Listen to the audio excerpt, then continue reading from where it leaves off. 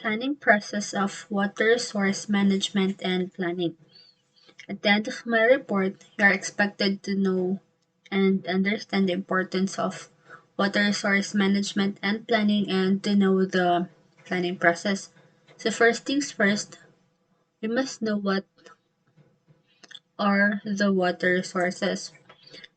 So water resources are sources of usually fresh water that are useful or potentially useful to the society.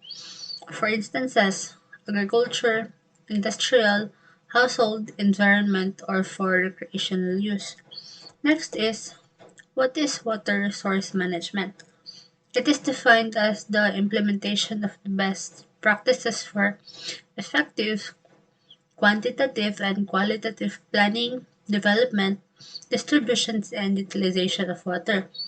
So, water resource management is the process of planning, developing, and managing water resources in terms of both its quality and quantity across all the water uses.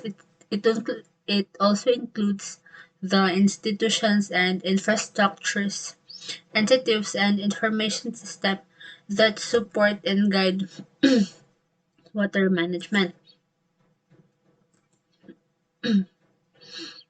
So our planet Earth is made of 60% of water and 34% of land. So out of those percentage is we only have 3% for fresh water that is composed of that is made from groundwater, glaciers, and permafrost, surface water. We also have lakes and rivers, soil water, and swamps, and also the atmosphere. So, as the time pass, as the world develops, the amount of water increases with a limited supply, and the water become scarcity. That's why uh, water resource management is here to help us utilize our supply of water. So, why do we need water resource management? Water, for once, is an abundant natural resource which now is becoming more valuable commodity due to drought and overuse. The world's resources are finite and growth that is unmanaged and not sustainable will lead to increase of poverty and decline of the environment. So this gift is what we owe to the future generations to find of development that will effectively balance progress with awareness of its environmental impact. So, water resource management seeks to harness the benefits of water by ensuring that there is sufficient water of adequate quality for drinking water and sanitation services, food production, energy generation, inland water transport, and water-based recreational, as well as sustaining healthy water-dependent ecosystem and protecting the aesthetic and spiritual values of lakes and rivers and estuaries. And also water resource management entails managing water related risks including floods, drought, and also contamination. Next is what are the goal of water resource management? So here I have three, which is first the equity, then sustainability, and water security. So first, equity. So equity means fairness, justice. So, it is necessary for a peaceful society. It is about just the distribution of goods and services, wealth and income, or opportunity and disadvantages. If the resource in distribution is in abundant supply, equity is not an issue. However, if the supply is scarce like the water, the question of distributive equity is an issue. Next is sustainability. So sustainability is the ability to be maintained at a certain rate or level. Human development that meets the needs of the present generation without compromising the ability of future generations to meet their own needs. Next is water security. For rapidly growing and urbanizing global population, against a backdrop of increasing climatic and non-climatic uncertainties, it is not possible to predict and plan a single path to water security. To strengthen water security, we need to build capacity, adaptability, and resilience for the future planning and management of water resources. Next is, what is water resource planning? Water resource planning is a specialized discipline of planning that deals with planning, of course, and managing natural and man-made systems that are typically contained within watersheds and which include hydrologic, biological, economic, and political systems.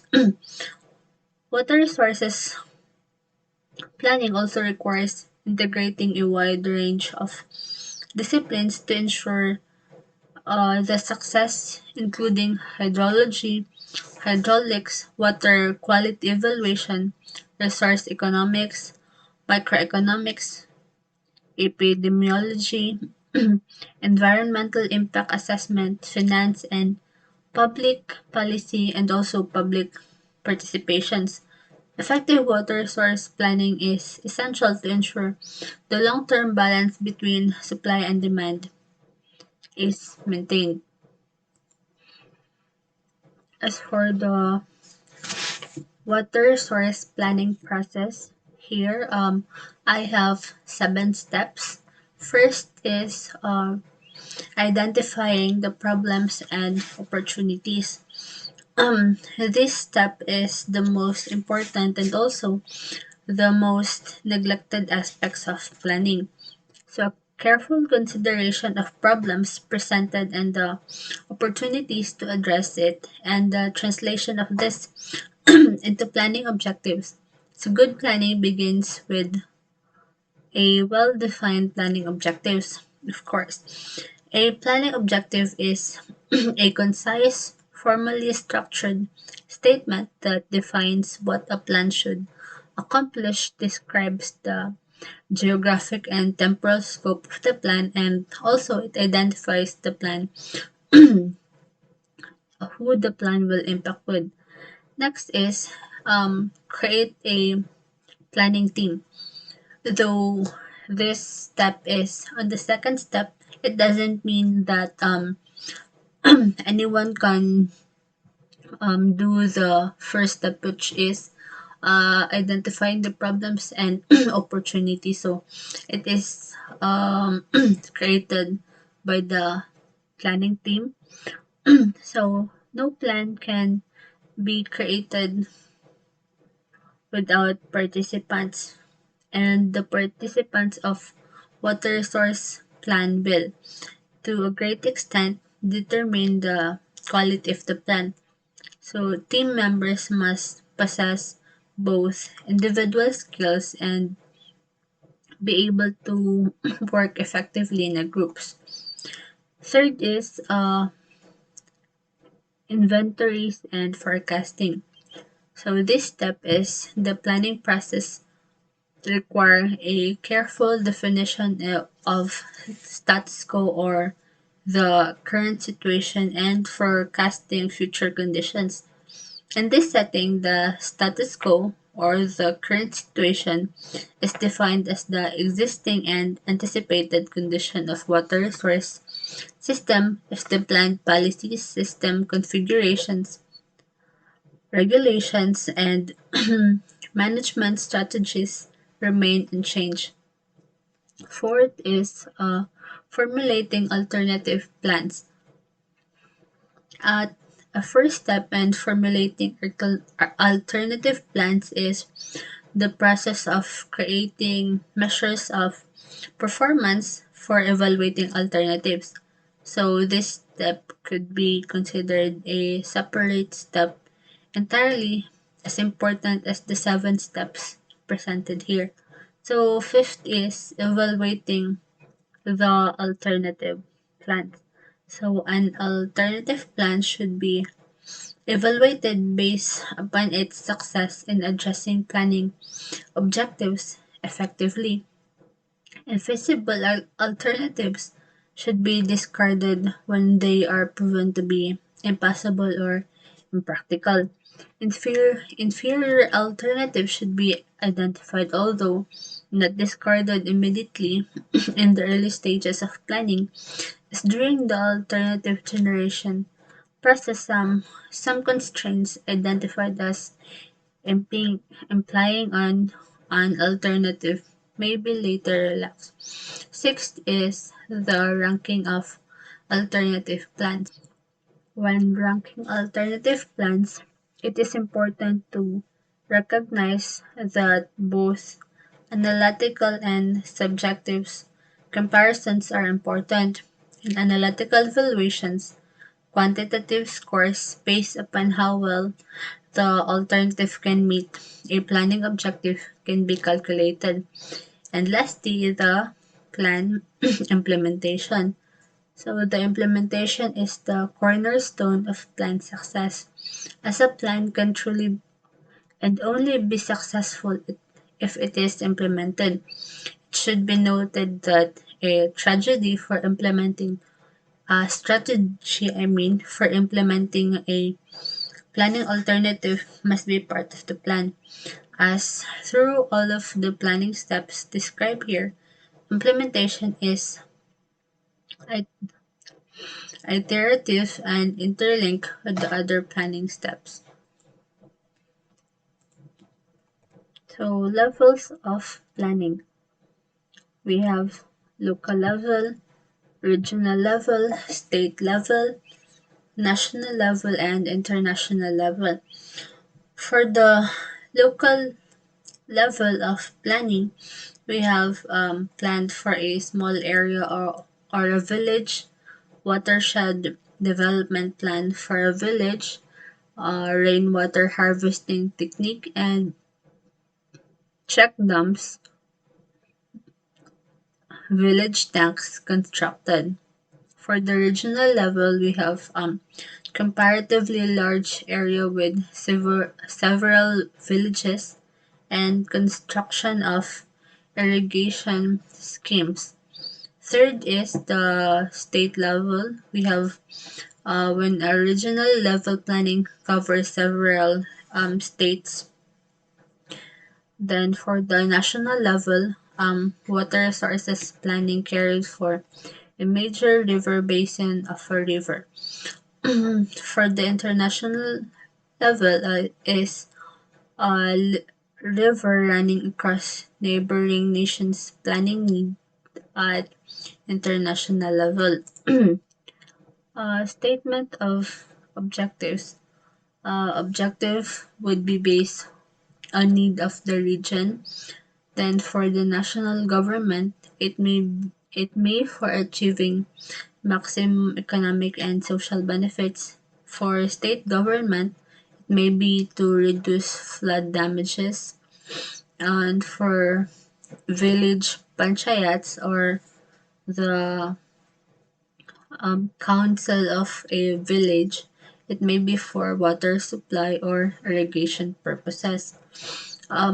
Collection of data. So for collection of data, we have two two types, which is which are I mean, first is the general data, then the second is the special data. So for the general data, we have first is the physical data, which is the location, size, climate, history, population, and etc. Then the hydrological data, which is the precipitation, evaporation, transpiration, stream flow, sediment, water quality, and etc. Then geological data, which is the explorations, geological formations, rock and soil type, groundwater availability, minerals, erosion, and etc. Then cartographic data, which is the topographic and other maps of the area, ecological data, vegetation, fish, wildlife, economic data, industry, transportation, market, tourism, recreation, land, and etc. For the legal data, we have the water rights, pollution control, land zoning, land ownership, administrative pattern, and etc. Then lastly, the public opinion data, which is the opinions of the public and politicians. Next is the special data. For the special data, we have the agricultural data, which is the crop water requirements, climatic data, and types of crops. Next is municipal water supply data, which is drinking water needs, industrial water needs, quality of water, and etc. Then we have the hydroelectric power data, which is existing and required capacities, alternative source of power, and etc. Then the flood control data. um, First is the record of past floods, extent of past flooding and damages, storm drainage, requirements, then navigation data. We have the present water traffic patterns, the alternative means of transportation, then recreational data, which is the present recreational facilities, natural attractions and scenic data, then fish and wildlife data. Under it is the types of fishes and wildlife, biological data in respect of species and their habits, protection requirements, and etc. Then lastly, the pollution control data, which is the existing waste discharge methods, location, time, and character of waste, water pollution, regulation, quality, standards, and etc. Then the project of future. Water sources project usually plan to meet future needs. Projections include future population, growth, land use, water requirements for various uses. Then projections should be worked out with a great care and caution because unrealistic higher values may lead to overdesign and excessive investment. Then lower value may fail to fulfill the purpose of project, lead to shortage of water. Then so evaluation of future water demand should be based on realistic projection. And project formulation. It needs a lot of imagination skill, only done by experienced planner. First step is to define the boundary conditions which restrict water resource project. um, we have the physical limitation, limitations on available water, limited land areas, and legal problems. Next step is to define alternative land use for each possible project units. Then project units which serve no, no, no useful purpose should not include.